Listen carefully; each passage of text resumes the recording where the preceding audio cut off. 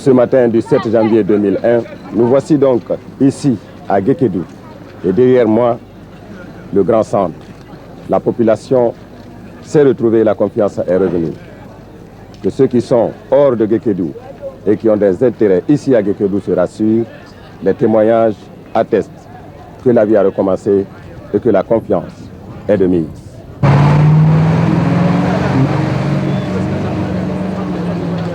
Concernant les commerçants, vous savez que c'est des gens qui ont été déjà agressés en Sierra Leone et au Libéria. Alors, c'est les commerçants là qui étaient là.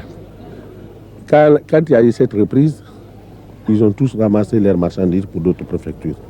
Ce que nous devons faire maintenant, c'est de les sensibiliser, inviter les préfectures voisinantes, n'est-ce pas, les préfets et autres responsables politiques.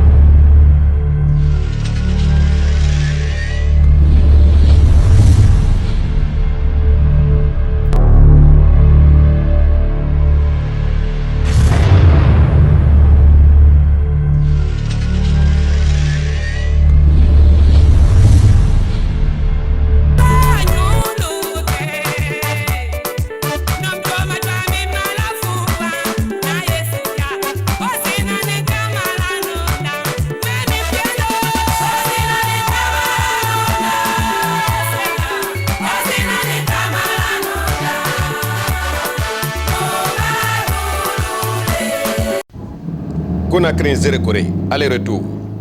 Depuis l'attaque de Yendemilmou le 4 décembre dernier, les plus folles rumeurs entretenues ça et là montraient ce parcours quasiment impossible.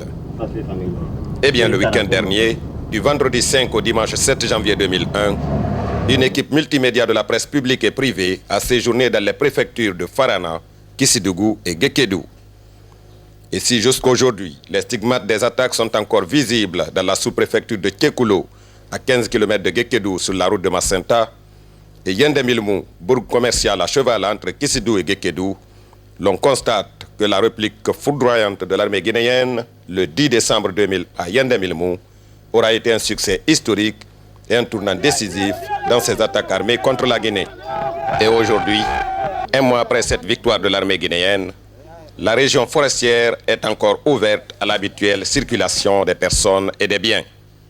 Les témoignages ne manquent pas, comme ici à Farana. La Guinée militaire bombardement qui rebelle la wala ka kisu ka labori.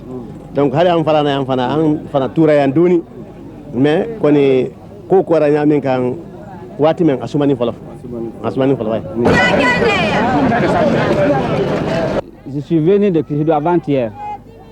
Ah oui, comme vous pouvez nous expliquer quelle est la situation sur la route maintenant? Il n'y a rien sur la route. Il n'y a aucune difficulté sur la route. On voyage très bien, dans la bonne condition. Mais on apprenait que les tarifs de transport ont augmenté. C'est comment? Non, ce n'est pas augmenté. C'est combien maintenant pour eux? 7 000 d'ici Kissidou.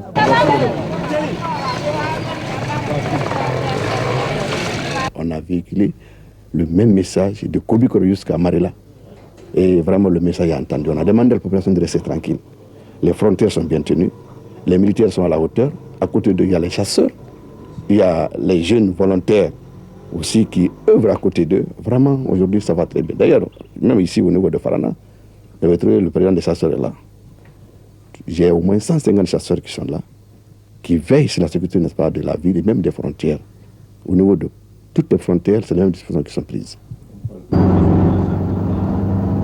Et dans l'après-midi de ce même samedi, 6 janvier 2001, notre équipe arrive ici, à Kissidou.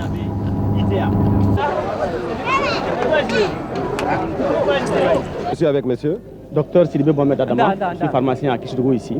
Quelle est la situation sur le terrain? Bon, à ce jour, comme vous voyez, bon, effectivement, la ville s'était vidée au départ, puisque les gens avaient peur. Mais maintenant, la quiétude est revenue, comme vous voyez. Bon, il y a assez de gens au marché, les tabliers sont sortis. Nous, on a ouvert il y a déjà 2 semaines. Donc, pratiquement, si ça continue comme ça, je pense que le calme est en train de revenir. Et pour la circulation des personnes et des biens vers d'autres préfectures? Bon, on peut dire que c'est libre, bien qu'il y a assez de barrages, ce qui rassure aussi, puisque ce n'est pas dans un mauvais sens. Mais je pense que si ça continue comme ça, bon, ça passe. Dieu merci, grâce à Dieu et notre armée guinéenne, nous sommes ici tranquilles. Nous, le transporteur, vraiment Dieu merci. Voici toute la ligne, on avait toute la ligne marche. Aller à Guéguédou, aller à Conakry, aller à Kankan, aller à Bangwadou, aller à Banankoro, aller à Parana, aller à Djombiro, aller à Al-Badria, aller partout. Vous-même, vous voyez comment le sang marche. Alhamdoulilah, Dieu merci, nous sommes ici, tranquilles, grâce à Dieu et notre grand armée guinéenne. Il nous a défendus, nous sommes tranquilles aujourd'hui. Tout le monde est en train de venir prendre son travail. Il y a les véhicules marchent, mais est-ce que les tarifs de transport n'ont pas augmenté? Non, on a toujours, nous n'avons pas continué. Hein. Ça, c'est le tarif normal qu'on avait donné ça. Ça, vraiment. Et pour la clientèle, vous avez beaucoup de clients maintenant? On a des clients, vraiment, on a assez de clients. Vous-même, vous pouvez voir. Il faut voir le véhicule. Donc, Dieu merci, toute la ligne marche. Hein. Il y a les gens qui rentrent, il y a les gens qui sortent. On a pris l'activité normale aujourd'hui à Kissidougou ici.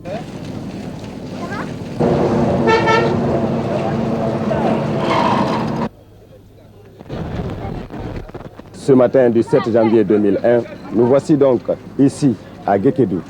Et derrière moi, le grand centre. La population s'est retrouvée, la confiance est revenue. Que ceux qui sont hors de Guékédou et qui ont des intérêts ici à Guékédou se rassurent, les témoignages attestent que la vie a recommencé et que la confiance est de mise.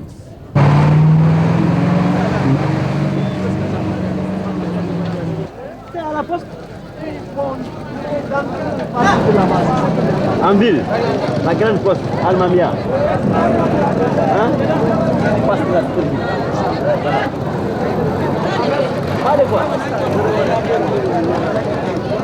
Aujourd'hui, par rapport au début, je vois qu'il y a augmentation de population, comme au départ.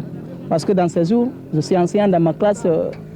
Le premier jour, le nombre des élèves était peu. Mais à l'heure là, nous pensons qu'il y aura amélioration du point de vue où l'arrivée de la population. Ça a commencé quand, le retour? Le retour, je ne peux pas le savoir exactement parce que les gens rentrent, disons, n'importe comment. Et comme par exemple la fuite, on partait de gauche à droite et nous rentrons aussi comme ça. Mais les cours, ça a repris? Oui, effectivement, les cours ont repris. C'est Augustin Collier. Je suis infirmier. Je travaille à l'hôpital central de Guéguédou. Vous pensez qu'en ville, la vie reprend? En tout cas, je pense bien. Puisque la fois dernière, quand j'étais venu, il n'y avait personne. C'est-à-dire que les gens n'étaient pas nombreux ici. Mais à l'heure où nous sommes, ça commence à venir. De nos jours, vous voyez le village. Les gens commencent, compte tenu des informations radiophoniques, la sensibilisation des responsables politiques et d'autres personnes de bonne volonté, la confiance commence à revenir et les gens commencent à revenir petit à petit. Concernant les commerçants, vous savez que c'est des gens qui ont été déjà agressés en Sierra Leone et au Libéria. Alors, c'est les commerçants là qui étaient là. Quand il y a eu cette reprise, ils ont tous ramassé leurs marchandises pour d'autres préfectures. Ce que nous devons faire maintenant, c'est de les sensibiliser, inviter les préfectures voisinantes, n'est-ce pas, les préfets et autres responsables politiques, à les inciter à venir. C'est tout. Ceci est du côté de la sensibilisation, peut-être des politiques et des bonnes volontés, comme vous le dites. Mais pour les rassurer, vous qui vivez sur place ici, quelle est la situation exactement? De nos jours, nous avons d'autres qui sont dans les préfectures par manque de moyens. Parce qu'il y a les lettres qui viennent. Si j'avais les moyens de locomotion, dans ce peu de temps, je peux revenir.